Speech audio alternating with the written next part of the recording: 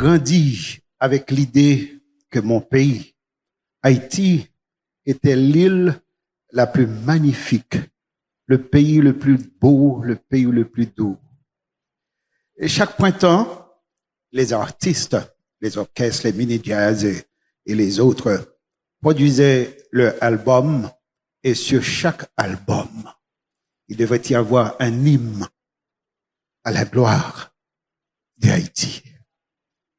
Une musique spéciale sur chaque album. Vous pouvez regarder depuis les années 60 jusqu'aux années 70.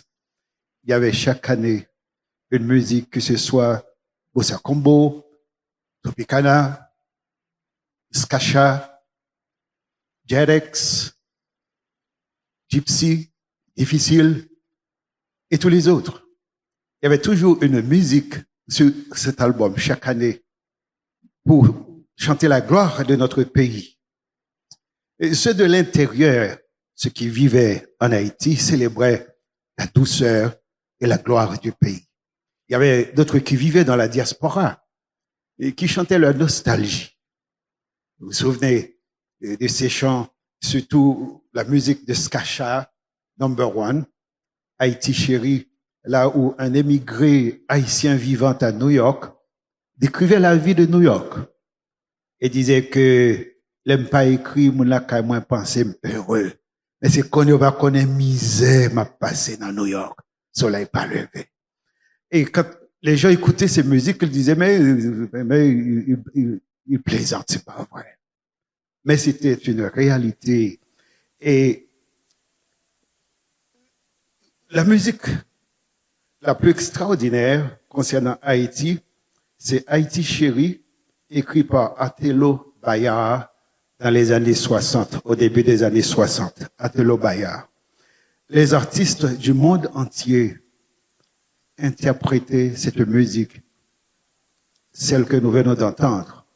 Je peux citer des noms comme George Moustaki, l'actrice américaine Audrey Linders, Harry Belafonte, Ticone, Cornelia Schutt, appelé Ticone. On peut citer Nancy Ames, pour ne citer que cela. Des étrangers qui se joignaient à nous pour célébrer l'hymne, la gloire, la beauté, la douceur de ce pays qu'on appelle Haïti. Pour un homme comme Georges Moustaki, d'interpréter un chant pour Haïti, c'était le sommet de tout. Parce que lui il n'était pas obligé de le faire. Pour un homme comme Harry Belafonte, un homme de renommée mondiale, internationale, pour chanter la gloire d'Haïti, ce n'était pas de la blague, c'était du sérieux, c'était bien. Et un jour, la musique, j'ai regardé les gens de ma génération, ceux qui connaissaient Haïti, qui balançaient, qui frappaient les pieds, qui revivaient ces moments extraordinaires de notre pays. Dans les années 70, le discours a changé. On a cessé de célébrer la gloire, la beauté de notre pays pour commencer à se plaindre. C'est-à-dire, on a cessé une mentalité de joie, de victoire pour adopter une mentalité de victime. On commence à se plaindre, on commence à se blâmer les uns les autres, et on arrive à un point maintenant aujourd'hui, on se déteste. On se déteste, non seulement qu'on se déteste, on déteste ce pays. On veut détruire ce pays. Nous avons échangé la célébration pour des murmures, des complaintes. Non pas parce que dans les années 50, les années 60, les années 20, c'était meilleur, mais il y avait une autre mentalité. Et le problème, c'est qu'aujourd'hui, nous ne célébrons plus notre pays. J'aime ce qui se passe au Cap Haïtien. J'aime les gens du Nord. Les gens du Nord, y a-t-il ici? Ils donnent toujours le ton. Le ton. Quand ça doit changer, ils donnent le ton. Et c'est ce que font les leaders. Aujourd'hui, la ville du Cap célèbre presque chaque week-end. On fait venir les fanfares des différentes villes du Nord pour jouer de la musique, pour dire que nous n'allons pas nous laisser vaincre. Nous n'allons pas nous laisser abattre. Nous n'allons pas nous laisser détruire. On va se battre, non pas avec les armes,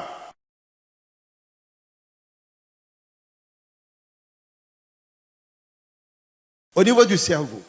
On va se battre pour aider les gens à comprendre qu'on est ici et on va y rester. Et il donne un défi à ces hommes qui terrorisent Port-au-Prince. Il les met en défi d'aller au Cap-Haïtien. Et dans ma ville, à Lembe, il n'y a pas longtemps, il y a un petit groupe qui avait voulu imiter les gens de Port-au-Prince. S'il y a une chose que les gens du Nord détestent, c'est d'imiter les gens de Port-au-Prince. Vous êtes de Port-au-Prince, je ne vais pas vous parler mal. Mais je me rappelle, quand j'étais jeune, venant à l'école ici, j'avais voulu m'habiller comme les gens de Port-au-Prince. Il y avait un professeur au lycée, c'est Camille. Il était le fondateur de l'école La Martinière, un fier capois. Il m'a regardé, il m'a dit, on va venir faire nos hontes là, non, on va venir imiter vagabond Port-au-Prince. Et tout de suite, je me suis ressaisi, pour dire, je suis du Nord. Je ne vais pas imiter ces mauvaises habitudes, ces choses. C'est pas pour dire que les gens d'ici ne sont pas bien, mais il y a partout des gens de mauvaise foi. Des gens qui sont mauvais. Il y en a chez nous.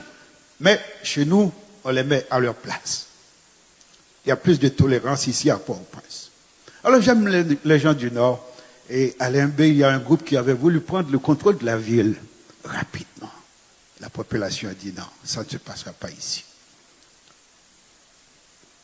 Lembe, le Cap n'est pas Port-au-Prince. C'est le Cap, c'est le Nord.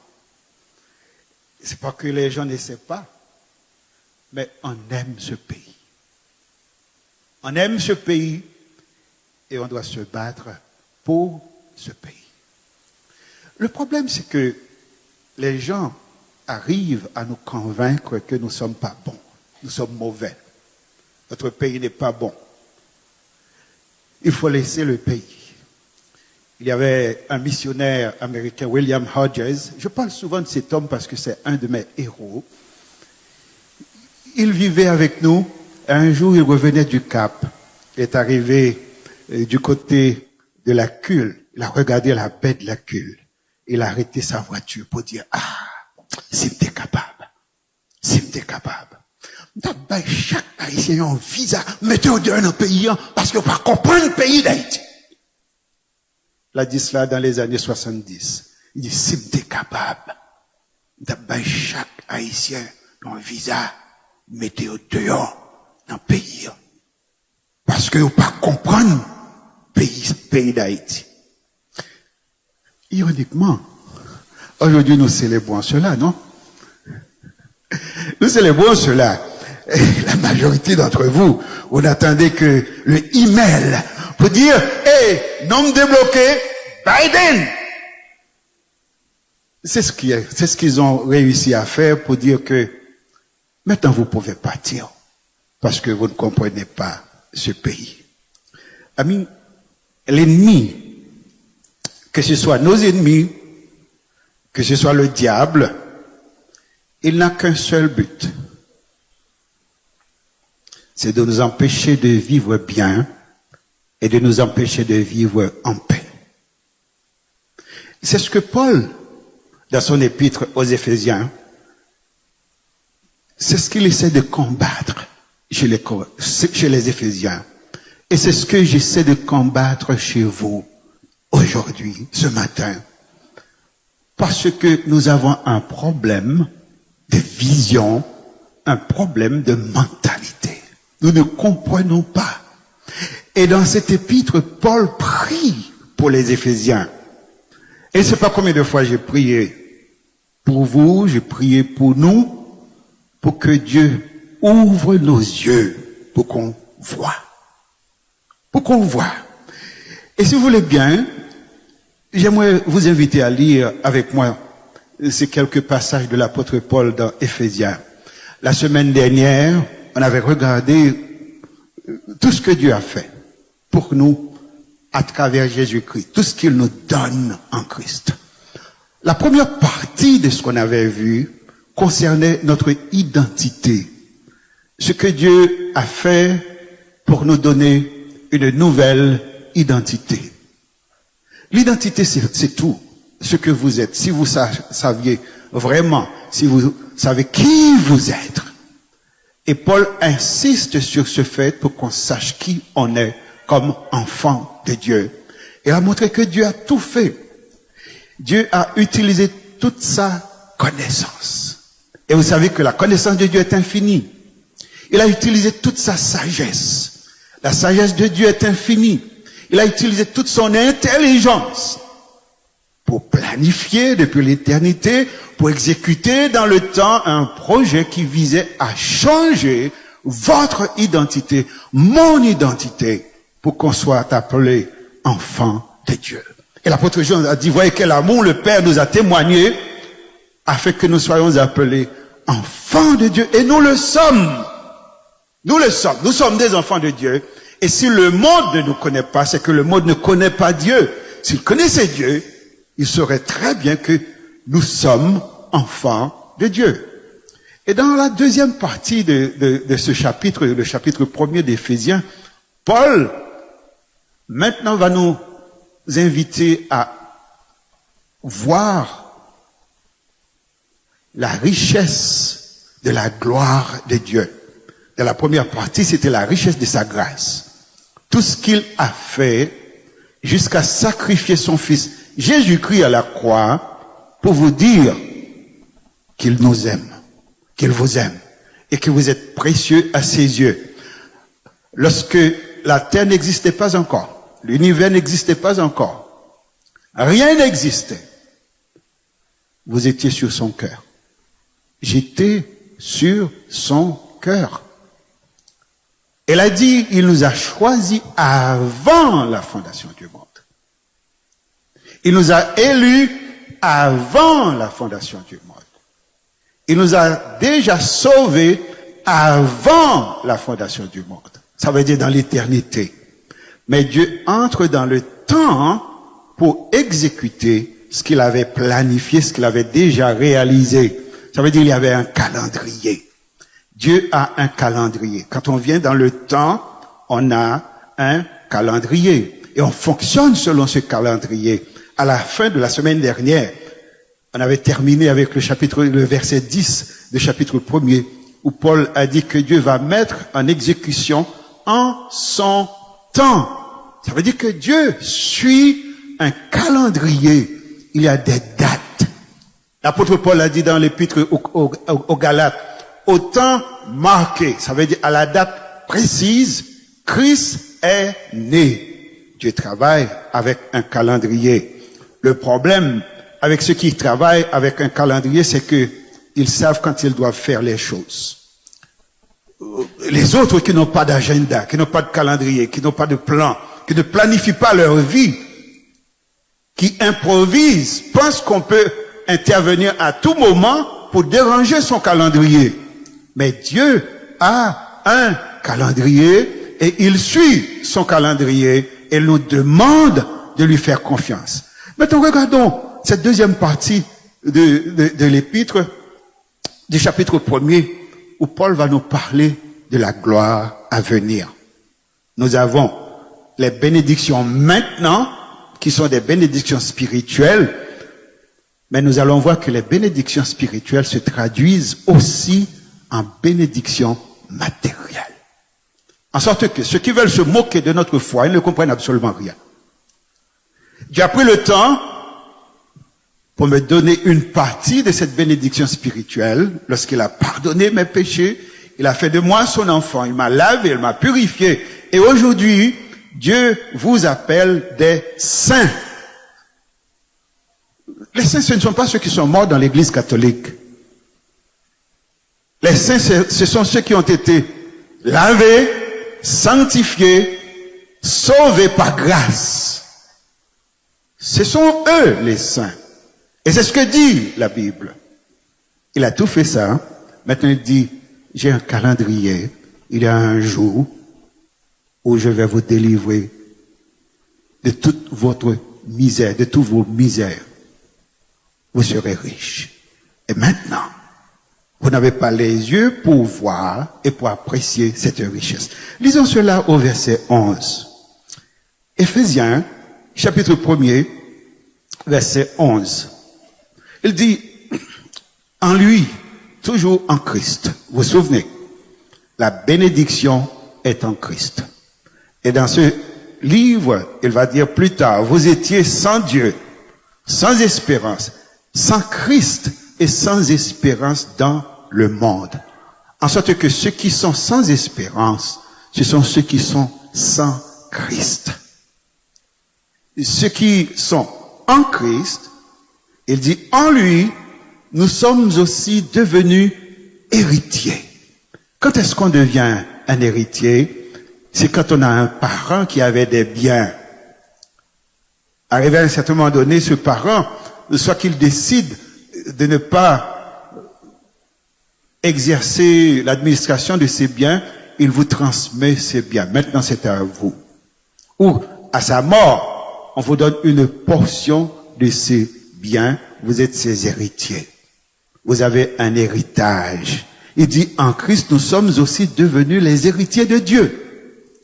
Ce n'est pas une petite chose d'être les héritiers de Dieu. C'est-à-dire, vous possédez tout ce que Dieu possède. Pouvez-vous l'imaginer? Tout ce que Dieu possède, vous l'avez. Et dans la Bible, elle dit, à l'Éternel la terre et ce qu'elle renferme, le monde et ce qu'il habite. Il a dit, l'or est à moi, l'argent est à moi, tout est à moi. Ça veut dire tout ce que Dieu possède, tout est à vous. Non seulement les richesses matérielles, mais sa gloire, sa nature, sa puissance, toute sa capacité. Il dit, je vous le donne. Mais, pas encore. Regardez ce qu'il dit. En lui, nous sommes aussi devenus héritiers, ayant été prédestinés selon la résolution. Et ceux qui sont habitués avec le Parlement ou avec le gouvernement, ils savent qu'est-ce que c'est que de prendre une résolution. Ça veut dire on a débattu la question, on est arrivé à un niveau, on a dit, voilà, on prend cette résolution et on l'écrit. Et ça devient une loi. Une loi. Et pour révoquer cette révolution, ça prend une résolution, pardon, ça prend une autre loi, une autre résolution. Et ce que j'aime, c'est que la résolution de Dieu est irrévocable, comme je vous l'avais dit la semaine dernière. Il a dit, suivant la résolution de celui qui opère toutes choses, d'après le conseil de sa volonté, afin que nous servions à la louange de sa gloire, d'abord, nous qui d'avance avons espéré en Christ. Qui sont eux? Ce sont les Juifs. Parce que c'est Paul qui parle. C'est d'abord les Juifs. Nous qui d'avance avions espéré en Christ. Comment avait-il espéré en Christ? L'Ancien Testament regardait la croix dans une perspective à venir. Nous regardons la croix de l'autre perspective, en rétrospectif. Et Christ est au milieu. Ça veut dire que lorsque Abraham, les prophètes, Moïse et les autres regardaient, ils regardaient la croix à venir. D'avance, ils avaient espéré en Christ. Le Christ qu'ils ne voyaient pas, qu'ils attendaient. Et aujourd'hui, nous sommes de l'autre côté de la croix. Nous regardons en rétrospectif. Et c'est ce qu'il dit dans le prochain verset. Lisons le prochain verset. Il a parlé de nous. Maintenant, il dit, en lui, vous aussi. En parlant des Éphésiens, en parlant des Haïtiens, en parlant des Américains, de tous les Colaisiens. Il dit, vous aussi, après avoir entendu la parole de la vérité. Ça veut dire l'évangile. S'il y a une seule parole vraie, c'est l'évangile. Il dit, après avoir entendu la parole de la vérité de votre salut, en lui, vous aussi, vous avez cru et vous avez été scellés par le Saint-Esprit qui avait été promis d'abord aux Juifs dans l'Ancien Testament. Et maintenant, après la croix, à vous qui maintenant avez cru, il dit, vous avez reçu la promesse. Le Saint-Esprit qui avait été promis, lequel ça veut dire le Saint-Esprit, lequel est un gage de notre héritage. J'ai un gage là en main. Ça, c'est mon gage envers ma femme. Et quand vous regardez ceci, et si vous aviez eu des intentions, vous avez eu des idées, vous devez commencer à prier. Et moi, de mon côté, je vais prier, délivrez-nous de la tentation. Parce que j'ai un gage qui dit, je suis engagé, je ne suis pas libre. Il fut un temps où je ne portais pas ce gage parce que j'avais un autre métal, j'avais peur qu'on me coupe le droit et qu'on enlève. J'avais besoin de quelque chose de moins de valeur pour dire, je suis toujours engagé. Ça, c'est un gage, un signe qui dit, je suis marié. Et ceux qui sont mariés, ils ont ce signe pour dire, je suis marié, je ne suis pas libre. La même chose, Dieu fait la même chose. Il met sur vous un signe. Il dit, lequel est un gage, une alliance, un symbole de notre héritage. Ça, dans la langue originale, il dit c'est une avance. Ça veut dire un paiement qu'on fait en avance. Si j'achète quelque chose pour $1000 et je sais que je vais revenir, pour donner la garantie au commerçant que je suis sérieux, que je vais revenir, je laisse $500, la moitié de $1000 pour dire je suis sérieux. Et le commerçant, il est assez intelligent pour savoir que je ne vais pas perdre mon argent. Parce que j'ai fait un dépôt là-dessus. Je ne vais pas perdre mon dépôt. Il va garder le produit ou l'article, il va le garder pour moi parce que j'ai fait un dépôt. Dieu a fait un dépôt dans votre vie. C'est le Saint-Esprit que vous avez reçu le jour de votre conversion. Le jour où vous avez dit oui à Christ. Vous l'avez accepté comme votre sauveur personnel. La Bible dit que Dieu vous a scellé. Il a mis sur vous un sceau, le Saint-Esprit. Et c'est pour cela que, comme croyant, vous n'avez pas à redouter le sceau de la bête. La marque de la bête, vous n'avez pas à redouter cela. Vous n'avez pas à avoir peur. Oh mon Dieu, est-ce que j'ai la marque de la bête? Est-ce que j'ai la marque de la bête? Telle n'est pas la question. Oh mon Dieu, est-ce que j'ai la marque de Dieu sur moi? Est-ce que je suis habité par le Saint-Esprit? Est-ce que je suis un enfant de Dieu? Si vous êtes un enfant de Dieu, vous ne recevrez jamais le sceau de la bête. Parce qu'on ne peut pas avoir deux sceaux. Sinon, il y a quelque chose qui ne marche pas. Vous avez été scellés. Dieu a fait un dépôt, un paiement en avance pour dire, je m'engage envers vous. Et je m'engage, ce que j'ai promis, je vais le faire. Il dit, la gage de notre héritage pour la rédemption de ce que Dieu s'est acquis à la louange de sa gloire. Quel passage, ami. Ce matin, si vous êtes un enfant de Dieu, vous avez le Saint-Esprit habitant dans votre cœur. Si vous n'êtes pas un enfant de Dieu, vous n'avez pas le Saint-Esprit en vous. La Bible dit, nous avons été scellés par le Saint-Esprit le jour de notre rédemption, le jour de notre salut. C'est pour cela que dans cette église, on veut s'assurer que tous ceux qui fréquentent l'assemblée, tous ceux qui veulent se joindre à nous comme membres, on veut s'assurer de votre salut. On vous encourage à écrire votre témoignage personnel. Et nous voulons être sûrs de cela. Parce que si vous êtes un enfant de Dieu, vous avez sur vous le sceau du Saint-Esprit. Maintenant, la première chose, c'est que nous sommes devenus héritiers de Dieu. Avant, j'étais sans Dieu, j'étais sans héritage, j'étais sans espoir. dans le monde. Maintenant, je suis un héritier de Dieu. Lisons cela encore. En lui, nous sommes aussi devenus héritiers, ayant été prédestinés suivant la résolution de celui qui opère toutes choses d'après le conseil de sa volonté. Ça veut dire que c'est Dieu qui décide et c'est Dieu qui exécute. Je peux lui faire confiance. Paul veut qu'on soit sûr de cela, qu'on sache cela. Quand il dit béni soit Dieu qui nous a bénis de toutes sortes de bénédictions spirituelles, il dit que ce Dieu-là, il est souverain dans ses choix, dans sa méthode, dans ses décisions, dans son exécution. Il est souverain. Il n'y a personne qui peut se tenir en présence de Dieu pour dire je ne veux pas que tu réalises cela pour Gersan, je ne veux pas que tu réalises cela pour Paul, pour Pierre, pour Jacques, parce que ce qu'il a décidé, il l'accomplira. Il dit, il opère tout selon le conseil de sa volonté. Il n'a pas besoin d'aller demander conseil à quelqu'un d'autre. Parce qu'il a toute la sagesse. Il sait très bien ce qu'il doit faire.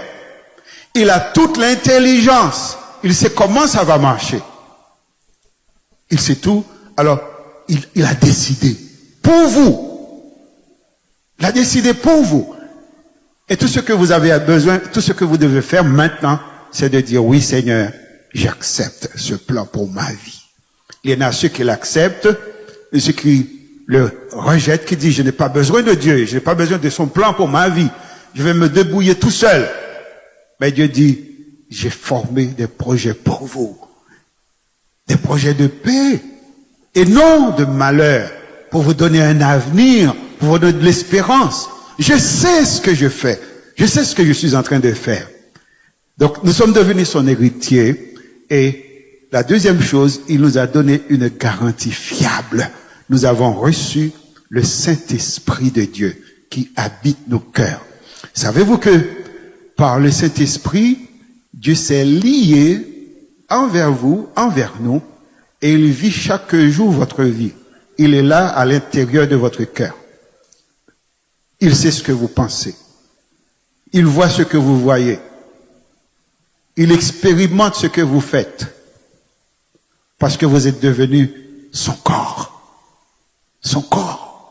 Et c'est pour ça que dans l'épître aux Corinthiens, l'apôtre Paul a dit, est-ce que je prendrai le corps de Dieu pour l'associer à une prostituée? Ça veut dire quand je vais faire des mauvaises choses, est-ce que je vais faire participer Dieu à ces choses-là? Pouvez-vous imaginer? Pouvez-vous imaginer cela? Dieu habite en moi. Il vit en moi. Partout où je suis, il est là. Quand je suis content, il est content. Quand je suis triste, il est triste. Et je prends ce corps, là où Dieu habite, et je fais ce corps participer à la prostitution, au crime. Je vais polluer ce corps avec des stupéfiants. La Bible dit, vous êtes le temple de Dieu. Le temple de Dieu est saint et c'est ce que vous êtes. Pouvez-vous l'imaginer? Dieu habite là. Lorsque, plus tard dans la journée, vous rentrez chez vous, Dieu rentre chez vous avec vous. Lorsque vous venez ici, Dieu vient ici avec vous. Et cette église est une église non pas parce que Dieu habite ce temple-là. C'est une église parce que Dieu habite votre cœur. Et quand vous n'êtes pas là, il n'y a pas d'église. Parce que le Saint-Esprit n'est pas là, Dieu n'est pas là. Il est là probablement providentiellement, mais sa présence entière, pleine et entière comme il est maintenant, il n'est pas là. Et c'est pour ça qu'il est dit, quand 2 ou 3 s'assemblent en mon nom, je suis là, au milieu d'eux. Il est présent dans votre vie, il est présent dans ma vie. Elle dit, il ne vous abandonnera jamais. Et savez-vous quand est-ce que le Saint-Esprit va laisser ce monde? C'est lorsque, avant l'arrivée de l'Antéchrist, Jésus-Christ viendra et il enlèvera son Église.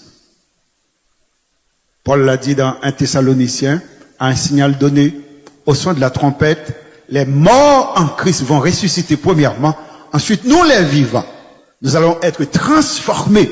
Il parle aussi ici de la rédemption de notre corps. Il a sauvé notre âme, mais nous luttons encore dans ce corps. Tant et aussi longtemps que je suis dans ce corps, je vais être tenté, je vais penser des choses mauvaises, je vais me tenter de faire des choses mauvaises, mais il est dit, il viendra un temps où Dieu sauvera ce corps physiquement.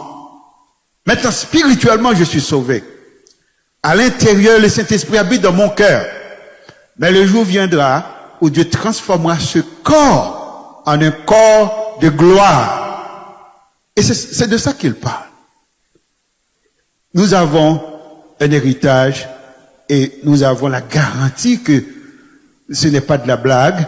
Maintenant, Paul dit, nous avons besoin de prière. Parce que vous et moi, nous vivons d'une manière comme si ce que Dieu avait fait à la croix n'a aucun impact réel sur notre vie aujourd'hui.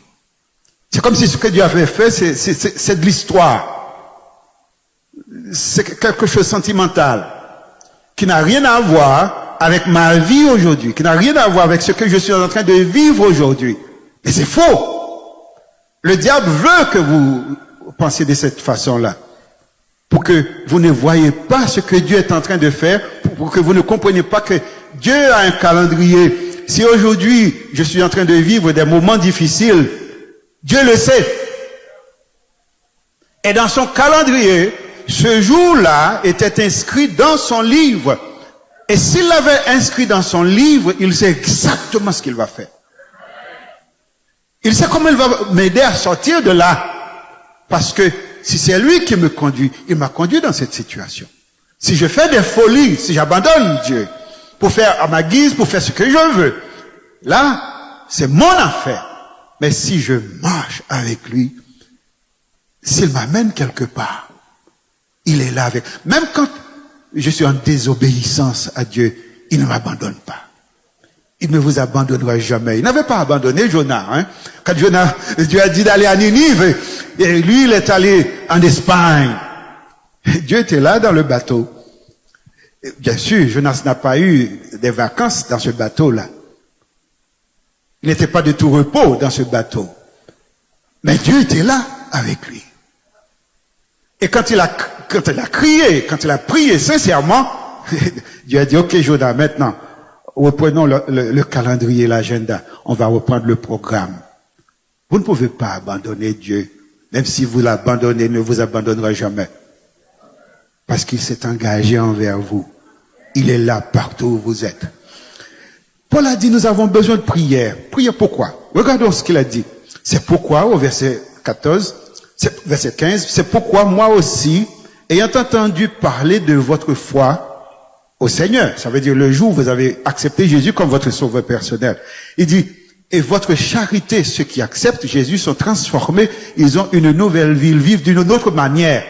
Non pas dans la haine, mais dans l'amour, les uns pour les autres. Il dit, de votre charité pour tous les saints, depuis le jour où j'ai entendu parler de cela, il dit, je ne cessais de rendre grâce à Dieu pour vous, faisant mention de vous dans mes prières. Regardez qu'est-ce qu'il demande. Il demande que Dieu nous donne l'intelligence pour chercher Dieu. Généralement, qu'est-ce que vous faites? Vous ne cherchez pas Dieu. Je ne cherche pas Dieu. Je cherche ce que Dieu peut donner. Bon nombre de nos réunions de prière, de ces 40 jours, 40 nuits de jeûne, ce n'est pas pour chercher Dieu. Et je vous mets en défi de me dire le contraire. Vous ne cherchez pas Dieu. S'il s'agissait de chercher Dieu, vous n'allez pas passer 40 jours, 40 nuits en prière pour le faire. Vous n'aimez pas Dieu autant pour faire cela. Pour un visa, oui. Pour un mariage, oui. Pour un travail, oui. Pour ce que Dieu peut donner, oui. Mais jamais pour chercher Dieu. Et qu'est-ce que Dieu demande dans la... Cherche ma face. Cherche ma face. Si mon peuple sur qui est invoqué mon nom s'humilie, prie et cherche ma face et se détourne de ses voies impures. Et c'est pour ça qu'il n'y a jamais eu de repentance dans ces réunions de prière. Les vies ne sont pas transformées parce qu'ils ne cherchent pas Dieu. On cherche le bienfaiteur. On ne cherche pas le bienfaiteur, on cherche le bien qu'il peut faire. Mais on ne cherche pas Dieu. Alors Paul prie pour que Dieu nous donne l'intelligence de le chercher. Regardez qu'est-ce qu'il dit au verset au verset 17. Afin que le Dieu de notre Seigneur Jésus-Christ, le Père de gloire, vous donne un esprit de sagesse et de révélation de sa connaissance. Ça veut dire que vous avez besoin d'une révélation pour voir que ce que vous cherchez, ce n'est pas réellement ce que vous devriez chercher. Vous ne devriez pas chercher des choses, vous devriez chercher une personne. Allez-vous changer ce matin ou allez-vous continuer à faire la même chose? Allez-vous changer ou allez-vous continuer à faire la même chose? Cessez de chercher ce que Dieu peut donner. Cherchez Dieu. Cherchez Dieu. Que Dieu vous donne un esprit de révélation dans sa connaissance. Non seulement cela, il prie pour que vous ayez de l'espérance.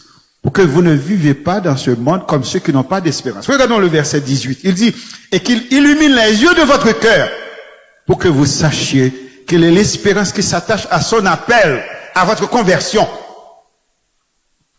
Lorsque vous êtes converti à Christ, pour que Dieu vous donne de l'intelligence pour savoir quelle est l'espérance qui s'attache à cela, quelle est la promesse qu'il y a dans ce geste-là. Lorsqu'il a fait de vous son enfant, pour que vous sachiez qu'est-ce qui vous attend, ce qu'il prépare pour vous.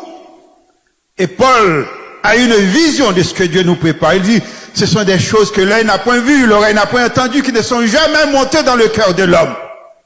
Allez à New York, vous serez impressionné. Allez à Dubaï, vous serez impressionné. Mais savez-vous que ça n'est rien en comparaison à ce que Dieu nous prépare. Il dit, ça n'a jamais monté dans le cœur de l'homme et ne montera jamais dans le cœur de l'homme ce que Dieu prépare pour ses enfants. Mais il y a un calendrier. Dans le calendrier, vous êtes maintenant ici, en cette date. Et dans ce calendrier, il y a ce moment de confusion. Il y a ce moment de tristesse. Il y a ce moment de questionnement, d'hésitation, et vous ne comprenez pas. Mais lui, il sait exactement qu'est-ce qu'il fait. Et vous avez besoin d'intelligence pour comprendre cela. Lorsque l'ennemi vient et chuchote à vos oreilles pour dire, hey, ça ne marche pas. Pour dire, non, ça marche. Mon Père, il sait qu'est-ce qu'il fait. Il a fait avec sagesse. Il a fait avec intelligence. Il a fait avec puissance. Il sait ce qu'il fait. Et je dois lui faire confiance. Je dois lui faire confiance. Il prie que Dieu nous donne un esprit de sagesse. Pourquoi?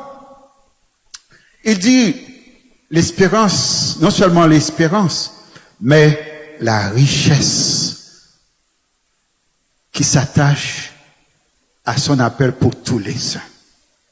Vous êtes riches. Quand on chantait Haïti chérie, on ne savait pas la somme des richesses qu'il y avait dans ce pays-là. Et quelque part, et Hollywood nous avait fait croire que nous étions le pays le plus pauvre, et il le propage encore aujourd'hui. C'est la propagande. C'est le pays le plus pauvre de l'hémisphère. Mais vous êtes le pays, l'un des pays le plus riches de cet hémisphère. Parce que vous avez des mines, vous avez des richesses à l'infini. Et on ne le saurait pas s'il n'y avait pas de division chez l'ennemi. S'il n'y avait pas de confusion chez l'ennemi. Avant, on ne le savait pas. Tout le monde nous cachait cela. Maintenant, ils sont en train de se battre et nous sommes devenus un champ de bataille. Et ils se dénoncent les uns les autres. Pour dire, voilà qu'est-ce qu'il y a en Haïti. Voilà qu'est-ce qu'il y a en Haïti. Voilà qu'est-ce qu'il y a en Haïti. Voici les richesses. Voici la somme des richesses astronomiques que Dieu a placées là, dans ce pays. Sous notre sol. Pour notre bien. Et voilà que nous sommes en train de gémir sous des richesses infinies. On ne le sait pas. Au lieu de nous mettre ensemble pour construire ce pays, au lieu de nous mettre ensemble pour exploiter les richesses de ce pays, on essaie de s'exclure les uns les autres. Avez-vous remarqué qu'il y a toujours une exclusion en Haïti? On exclut toujours l'autre. On exclut l'autre. D'abord, il y avait le pays d'en dedans, le pays d'en dehors. Les autres ne font pas partie de ce pays. Et après, il y avait les Makoutes paladins.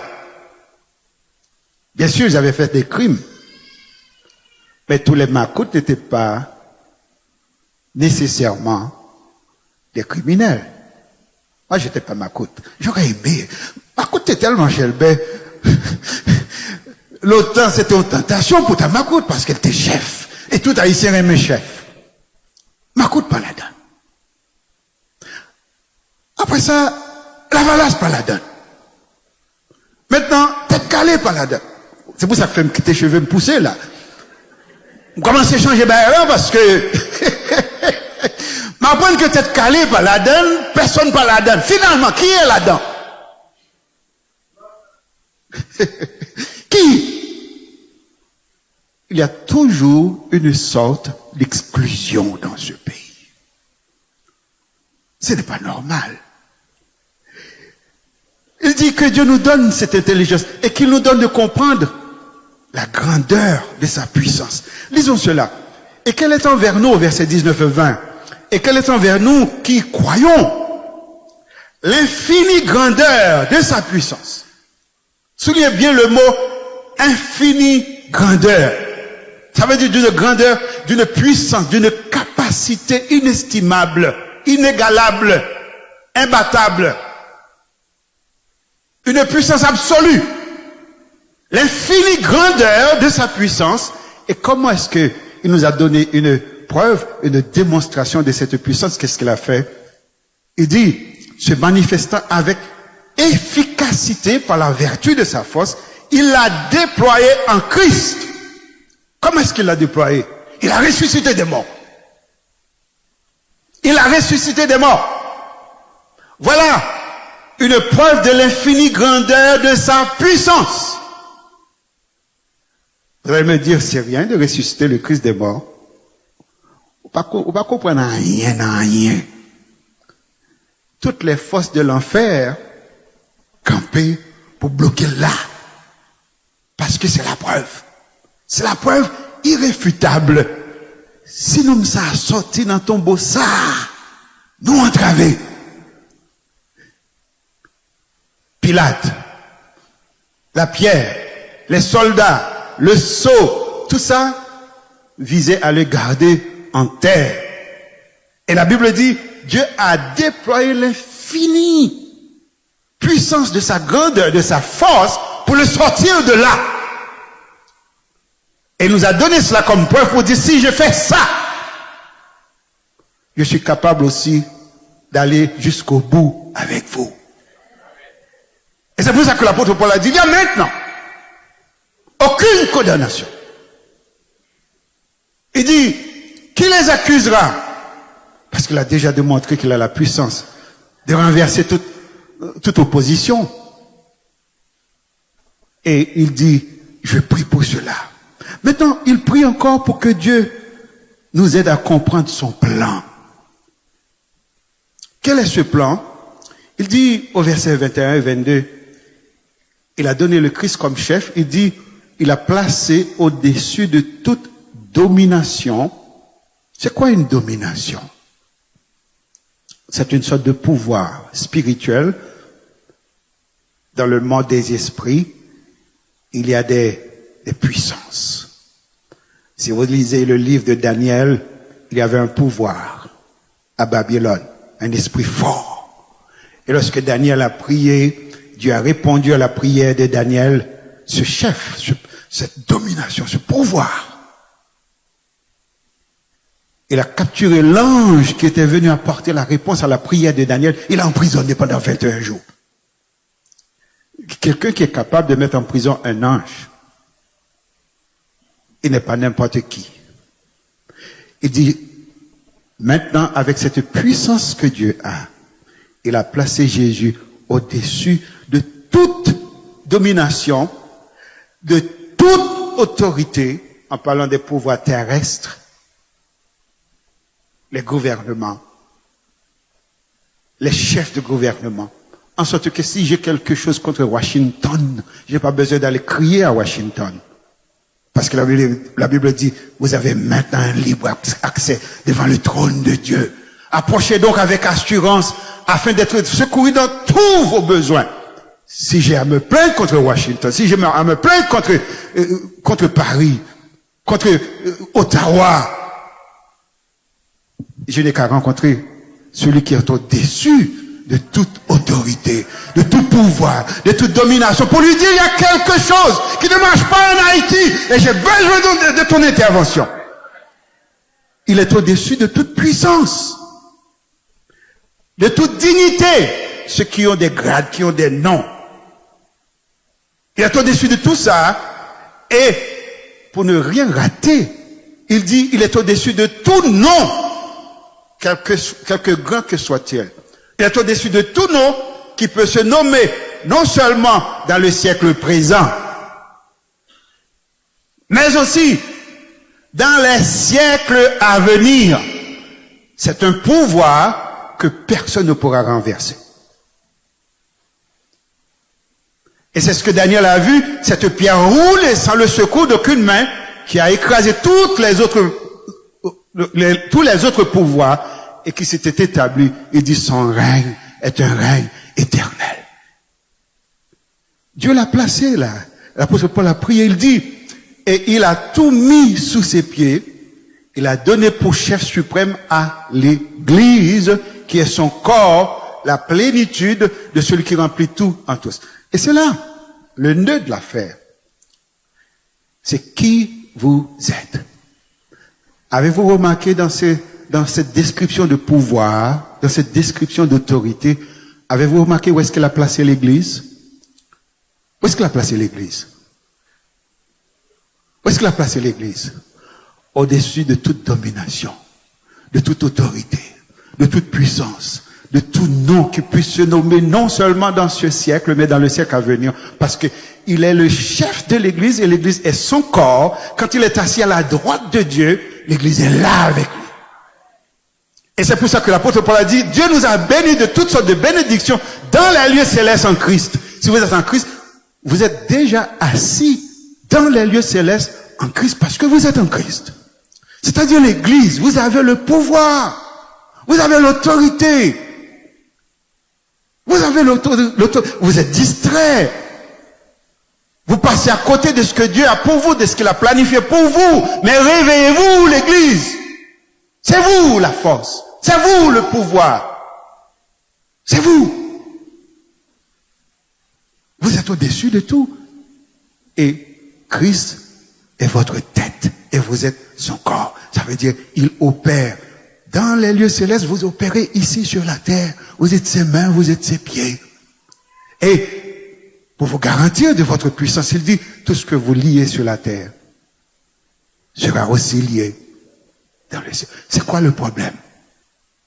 Pourquoi est-ce que nous ne voyons pas cela? Il dit, il faut se mettre ensemble.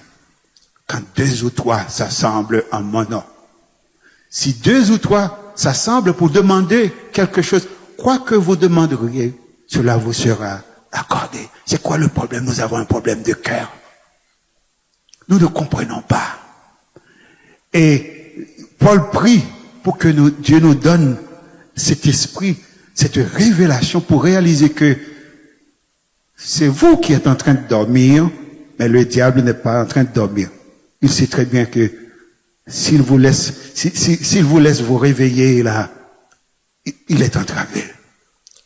Mais c'est mieux pour lui que vous restiez dans le sommeil. Alors, quand j'avais ma famille avec moi, une de nos activités spéciales, c'était le voyage. On voyageait en famille. On passait beaucoup de temps à voyager ensemble, des heures.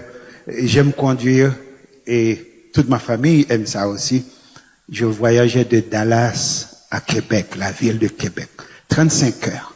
En voiture, on passe du temps ensemble, on chante, on mange, on se bat ensemble aussi parce que quand on est en famille, hein, il y a quand même une sorte de dynamisme qui est là. Il n'y a pas longtemps, j'ai invité cette église à aller avec moi dans le Nord. Si vous regardez les images, c'était un voyage extraordinaire. La première fois que la jeunesse allait visiter le Nord. Pour bon nombre d'entre eux, n'avaient jamais vu la citadelle. L'avez-vous déjà vu? C'est une merveille. C'est chez nous, dans le Nord. Hein? Ou pas carrément nègre cap yo jolé trop. Yo jolé trop, yo parlé trop. Alors nous pas jolé, nous parlons en pile, mais nous pas jolé. Le problème avec les voyages, c'est que moi je sais où est-ce que je vous amène. Vous embarquez dans ma voiture, vous n'avez aucune idée où est-ce que je vous amène. Mais je sais qu'est-ce qui va arriver au cours du voyage. Mais vous ne savez pas. Et là, au cours de ce voyage, on a eu un problème. On a passé des heures et des heures à attendre dans un endroit qui était très dangereux. L'équipe ne savait pas que l'endroit était dangereux. C'était dans l'Artibonite. Moi, je savais. Je priais. J'ai invité d'autres personnes à prier avec moi, mais l'équipe s'amusait, voyez-vous. Ils prenaient des photos, ils s'amusaient, mais ils ne savaient pas que là où on était, c'était très dangereux. C'est un endroit, quand on je passe vite. Mais pour une raison ou une autre, Dieu a voulu qu'on passe au moins 2 à 3 heures là, dans cet endroit. Mais moi, je savais le danger. Je savais comment m'en sortir. Après 2 ou 3 heures, on a laissé. On est parti. On est arrivé à 1h du matin. On a voyagé pendant toute la nuit. Arrivé dans une de ces zones, il y avait un groupe de jeunes qui avaient placé des pierres qui ne voulaient pas nous laisser passer. Barricade. Barricade à 1h du matin. Le chauffeur qui conduisait la minibus, il ne savait pas quoi faire. Moi, j'étais en arrière avec une autre voiture, mais je savais l'endroit. Pendant que je campais, je mettais barricade, 1h du matin, vous pouvez imaginer, le chauffeur commençait à trembler. Et puis, moi, ça a passé, me passer à côté, me prendre une voiture, me passer à côté. Il dit, bah, machine a passé. Il a ouvert l'autobus, a passé. Ça crivait. Dans la zone de caille, moi. Même si il y a des bandits, mais c'est la caille, moi. Moi, c'est pasteur. Je ne connais pas dans la politique. Je connais qui travaille m'a fait, depuis on voit, oh non, ça c'est pasteur Valsin qui était le passé. Ça c'est pasteur Valsin qui était le passé. Une autre fois, moi arrivé côté, monsieur, dépouillé un camion qui est mangé. Et puis, brivé, ça m'a tiré. Brivé me dit, monsieur, il a fait des ordres. Le dit, pasteur, allez. Allez, pasteur, allez. Il dit, non, monsieur, nous ne pouvons pas faire ça, il a fait des ordres, quittez les glands, allez. Il dit, non, pasteur, allez, on a dégagé, nous quitte. Il dit, non, quittez là, allez. Comment on fait ça? Baba aux âmes, baba comme, baba manger, baba rien. Comment on fait ça? L'autorité morale du chrétien. Mon témoignage. Là où vous êtes, la Bible dit, vous êtes le sel de la terre. Vous êtes la lumière du monde. Et là où je suis, je ne vais pas dormir, comme on dit dans le langage, beaucoup bon point, pas vous dormir dans le carrefour, hein. Pas vous laguer comme dans la rue, hein. Mais je sais, quand je rentre chez moi, j'arrive chez moi. Parce que je suis un chrétien. Et ils le savent. Si on a un problème avec moi, vous ne connaissez pas mon zone, non. Il faut qu'on connaisse mon nom. C'est ça, il y a un juge qui dit, monsieur bloqué, mais puis, le juge d'un paraît, il dit, pardonnez-vous, il faut qu'on connaisse mon nom. Qui mon nom est? Chrétien. Chrétien. Ami, c'est ce que Dieu veut. L'ennemi, le diable, il a un double problème. Regardons le double problème du diable. Le premier problème, c'est que, comme quelqu'un l'a dit, il dit, le plus grand désir du diable, notre ennemi, pour ceux d'entre nous déjà sauvés, son problème, son désir, c'est de nous empêcher de marcher dans la plénitude de ce que Dieu réserve à ses enfants maintenant. La plénitude du Saint-Esprit. Vous allez voir un peu plus tard, au chapitre 4, l'apôtre Paul va venir avec le Saint-Esprit. Ne vous enivrez pas de vin, mais soyez remplis du Saint-Esprit. Autrefois, vous viviez de cette façon. Maintenant, vous avez le Saint-Esprit. Marchez selon l'Esprit de Dieu. Marchez selon Dieu. C'est de nous empêcher de bénéficier de cela. Satan ne peut pas nous enlever la vie éternelle avec Dieu, mais il peut nous empêcher de vivre la vie abondante que Dieu a mise à notre disposition ici et maintenant. Ce que Dieu nous propose, c'est pas quelque chose dans le monde à venir. C'est pour maintenant. La vie éternelle, c'est qu'ils te connaissent, toi, comme le seul vrai Dieu. Que celui qui veut se glorifie d'avoir eu de l'intelligence et de la sagesse, de me connaître, moi, l'Éternel. C'est ça la vie. Le diable veut vous empêcher de connaître Dieu. Parce que si tu connais, bon Dieu, ou tu vivre bien, ou tu vivre en paix, ou tu vivre de l'autre façon. L'autre problème du diable, c'est que pour ceux qui ne sont pas sauvés, regardons le prochain dans 2 Corinthiens chapitre 4 verset 4. L'autre problème, c'est qu'il aveugle les yeux de ceux qui ne sont pas sauvés. Il dit, pour les incrédules dont le Dieu de ce siècle a aveuglé l'intelligence. Pourquoi est-ce que Paul a prié? Pour que Dieu ouvre notre intelligence, nous donne de la sagesse. Quel est le problème de ceux qui sont dans le monde? Quel est votre problème maintenant? Vous qui êtes là maintenant, qui refusez d'accepter Christ, quel est votre problème? Le diable aveugle votre yeux. Il obscurcit votre intelligence. Pourquoi? Afin qu'il ne vise pas à briller la splendeur de l'évangile de la gloire de Christ, qui est l'image de Dieu. Donc s'il y a une prière à faire, il y a une prière pour les chrétiens, il y a une prière pour les non-chrétiens. Mais la prière est la même. Que Dieu ouvre votre yeux pour que vous voyez. Que Dieu ouvre votre cœur pour que vous ayez de l'intelligence pour comprendre. Et c'est là, amis, tout le problème de l'évangile. Vous ne comprenez pas l'évangile. Vous lisez la parole de Dieu, vous ne comprenez pas la parole de Dieu. Et Jésus dit, quand vous ne comprenez pas, le diable vient, il enlève cette semence en vous, en sorte qu'il n'y a pas de fruit dans votre vie. Ma prière ce matin, c'est que Dieu vous donne de l'intelligence pour comprendre. Et si vous comprenez, vous allez découvrir, comme l'apôtre Paul a dit, quelle est l'infinie grandeur de sa richesse, de sa puissance qu'il a déployée en Christ pour nous donner une démonstration de ce qu'il peut faire, non seulement de ce qu'il peut faire, mais de ce qu'il va faire dans l'avenir. Et l'univers entier attend à ce moment. Maintenant, amis, accrochez-vous à ce calendrier. Dieu travaille, il a un calendrier. Aujourd'hui, vous pouvez ne pas comprendre, peut-être vous traversez des moments difficiles, mais Dieu ne vous a pas oublié, il ne vous a pas abandonné, il est votre Dieu.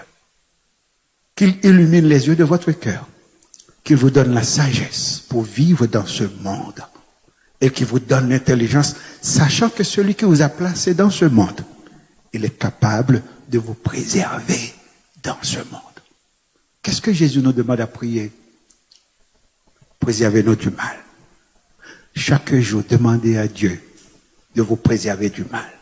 Vous serez étonné de voir qu'est-ce qu'il peut faire. Au moment même, il vous donne l'idée quoi faire, il vous dit de faire ceci. Dieu parle, ami. Il n'y a rien que Dieu désire le plus que de pouvoir communiquer directement à vous. Mais ce que vous cherchez le plus souvent, c'est d'avoir un pasteur, un prêtre, un prédicateur, quelqu'un pour parler avec Dieu pour vous. Vous attristez Dieu parce qu'il a donné sa vie pour éliminer cette personne entre vous et lui. Il n'y a maintenant aucun médiateur entre Dieu et vous. Alors que Dieu vous donne la sagesse pour comprendre cela. Amen.